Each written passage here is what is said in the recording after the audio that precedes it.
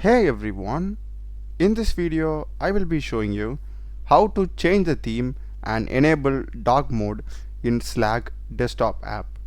So let's get started. First thing, just open Slack and to the leftmost bottom you'll be having the profile icon. Click it and here you'll be having the preferences option.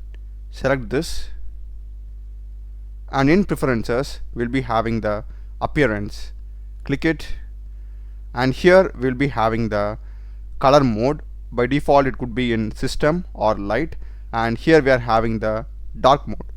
Click it and this will basically change the part of the UI to dark mode, and still we'll be having the darkish pink color. In case if you want to change that also to dark mode, just scroll down and here we'll be having this color. Click it and now our entire theme will be changed to dark mode.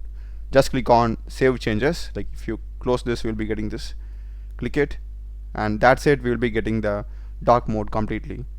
If you just want to change the theme to some other color, again do the same. Just go to preferences and appearance, and here we'll be having multiple colors.